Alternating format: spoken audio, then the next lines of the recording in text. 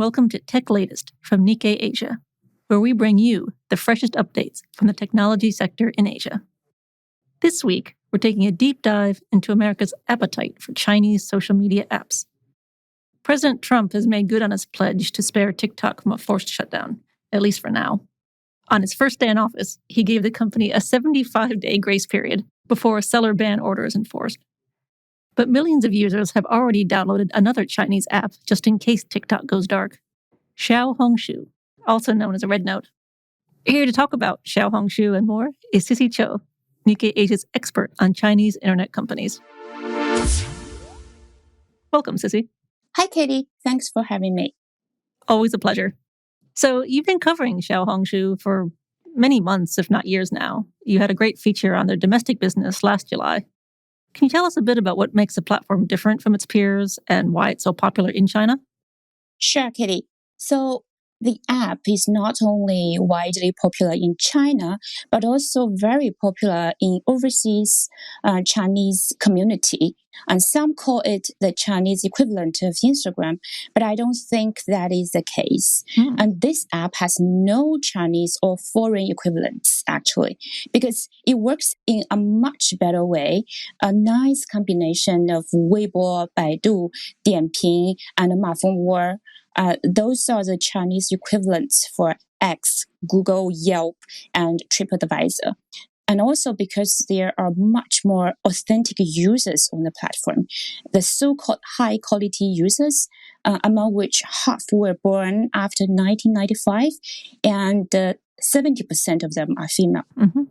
And the rise of the company, I think, was also kind of unexpected. The company was launched in 2013 by two young entrepreneurs as a cross-border community where women could share shopping tips, but became very popular during COVID when overseas Chinese started to share tips about quarantine in China when they tried to go back to their country. So you can imagine massive overseas Chinese, mostly young and educated ones, had downloaded the app during COVID. And then they started to share tips on everything that you can imagine, so which attracted more mainland users and formed a very positive circle of user engagement. And the company also has these well-known backers, including Tencent, Alibaba, and Singapore's Temasek. That's a really unique history that it's got. It came out of, obviously, COVID. It's very different from a lot of other platforms, and seems a very well-defined user group that probably sets it apart from a lot of its peers. Yeah. How has its business model changed since it got started? It started out more as an e-commerce platform, and now it's more about community? I think they didn't really, again, I don't think they ever had a plan on this. So they were trying to focus on e-commerce platform, but it was not doing well. And then this tip sharing thing started to happen. And because these tips, they attracted so many users. And I think some companies also saw this opportunity and they think this platform, including those international brands, they think it's a perfect platform for exposure because they want their brands to be known by a wider group of Chinese. So they started to do advertisement there. And Xiaohongshu started to get some revenues from that perspective. Oh, that's really interesting. So it's kind of trial by error. Organic growth has really helped give it more of an authentic kind of reputation, which is, like you said, great for brands and attracts lots of users. Yeah, I think my understanding of that company is that it really, doesn't have a very long-term plan of what kind of platform it is. They just see what happens and then they decide what to do with that. That's like a very early Silicon Valley ethos, move fast and break things and see what works. What were your first thoughts when you heard that so many US users were flocking to this platform? Oh, my initial thoughts was that it was nuts. Seriously, because the app was not designed for US users at all. And attracting US users was never their plan. And their core users are those young Chinese females in tier 1 and 2 cities, as well as those overseas Chinese. And then the app doesn't even have an official English name, although international users are calling it RedNote, right? Right. Because its Chinese name, 小红书, literally means little red book. The ones that the Red Guards held to worship Chairman Mao during the Cultural Revolution in the 1970s. So I literally have no idea why they had that name in the first place, because this name is so, Anyway. It does seem a little risky, yeah. I know. Yeah. So those TikTok users were claiming that they were flocking to 小红书 for their freedom of speech. And some were also, I saw, they were also claiming on 小红书, China, please take my data. So which also looked very ironic and insane to me. Like, how can you pursue freedom of speech in one of the world's most censored countries, right? And also, not surprisingly, those users, they actually soon started very quickly to delete some of their accounts and posts. And then it really made me wonder how sustainable it is. Because none of the people that I talk to think it is sustainable, because for influencers, the most important thing for them is the monetization, right? Right. And 小红书 has a complete different business ecosystem from TikTok. I think what one of my interviewees said is like really perfectly described the situation. So she said, for those TikTok users, 小红书 is just a window, not a home. That's a really great way of putting it. It does seem like it's maybe a flash in the pan. It's interesting. It's a new app. It's very different from what American users are used to. But whether it's something that they can stick with and will get any kind of satisfaction or, like you said, monetization out of it, I think is going to be a very different question. Why do you think US users chose Xiaohongshu instead of any other Chinese social media app? It wasn't really promoting itself overseas. Like you said, it didn't even have an official English name. Yeah, that is a great question. Actually, I started to think about it. So I think the primary reason is that 小红书 has much easier access to international users, because typically a mainland China mobile number will be required to register for Chinese apps. And that is just the first obstacle. And then even some apps like Douyin, TikTok's Chinese sister, they allow international numbers registration. But that doesn't mean foreigners can really use the app. Because if you use a foreign number to register Douyin, the next step for you is to fill in your Chinese ID number or upload a residence approval in China if you are a foreigner living in China.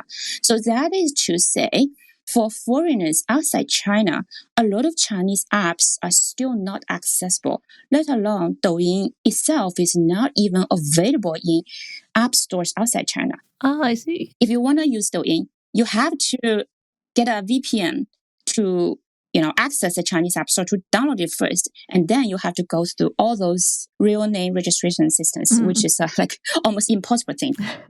I guess that's why so many of these apps do have a separate international app. If they do want to have an international audience, they separate out the two user bases, right?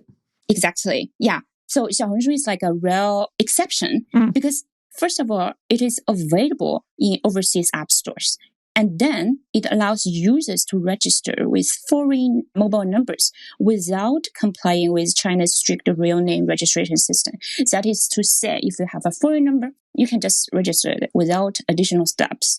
A very low bar to entry. Yeah. Just as long as you have a foreign number. If you're American, actually, you can register that too. Okay. So why doesn't Xiaohongshu have to implement these same strict regulations that other apps do? Yeah, that's also a very good question. I think it's due to how 小红书 started off as an e-commerce platform, as we just discussed. So which is under a kind of different regulatory framework from traditional content platforms in China. So China has very strict real name registration regulations for content platforms such as Weibo and Zhihu, because the CCP wants to precisely track who is posting what. But for functional platforms such as WeChat Pay and Alipay, foreigners can use them because they will not post anything there, right? Right. For WeChat Pay and Alipay, people like you can register them in China.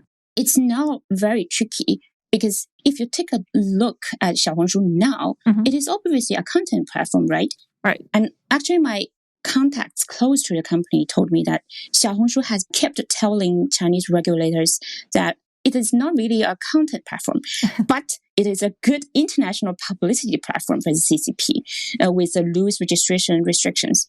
And at the same time, the company also pledges to the regulators that it would enforce the most strict censorship among its peers. So my contact told me that over 1/3 of its total employees are censored. So that portion, I think, is much higher than its peers. That really makes the rush of American users looking for free speech quite ironic that they're coming to an app known for some of the strictest censorship in one of the strictest markets. Exactly. Yeah. Back to these US users. We don't know what will happen to TikTok after the 75-day grace period expires. They may still be forced to sell. They may be allowed to continue as usual. What do you think is most likely for the company? I think currently it seems it might be able to continue operation in the US after Trump's executive order to grant the app an additional 75 days before a sale or ban order is enforced. And also on Wednesday, we have seen that TikTok General Atlantic CEO Bear Ford said in Davos that a deal will get done to ensure that TikTok remains available in the US. But I think it will also depend on the negotiations during the grace period. And if Trump manages to have his executive order go above the law, because Trump has the idea previously of 50% US stake in TikTok, right? But he may also face challenges from lawmakers. But I mean, if that happens, the US rule of law will definitely look bad because even the Wall Street Journal, which is not that critical of a Republican president, right? Right. Their recent editorial was, saying Trump cannot suspend laws like an English king. And that division between Trump and Congress is quite interesting. Yeah.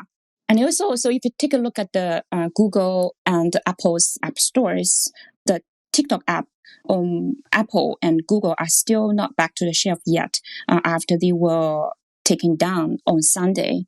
And we have seen a media report that, China is considering to sell TikTok to Elon Musk. But I don't know where that is from. But to me and my discussion with my, industrial experts, that option is very difficult because for China, my contact said that it would be very hard for China to grant approval to sell algorithms to the US because algorithm is a key tech asset of China.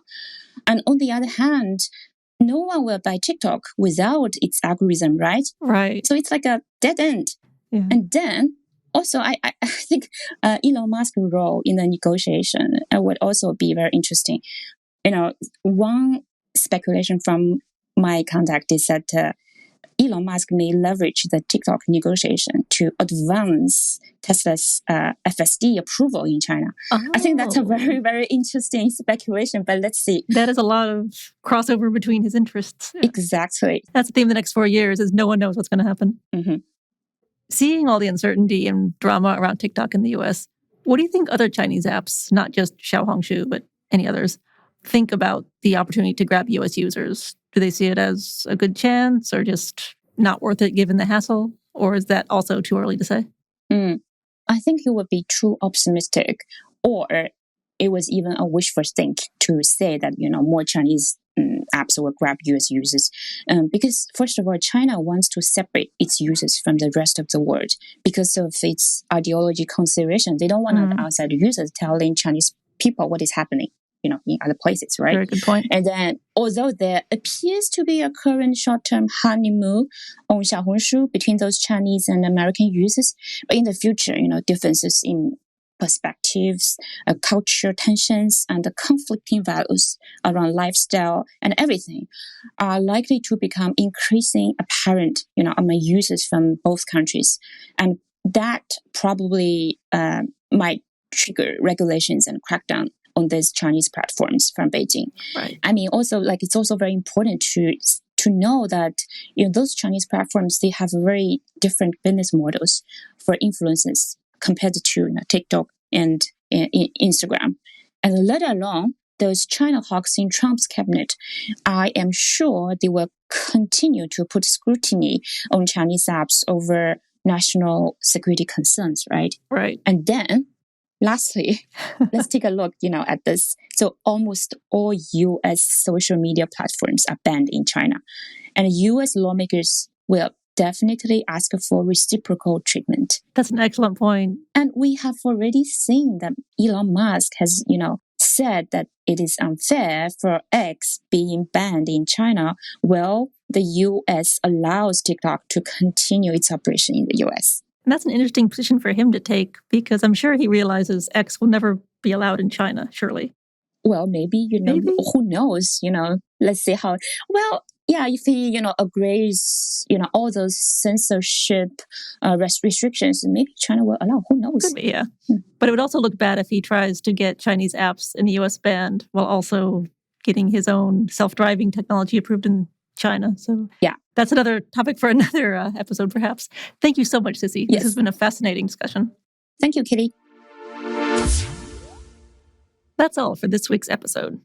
For more of Nikkei Asia's tech coverage, visit asia.nikkei.com.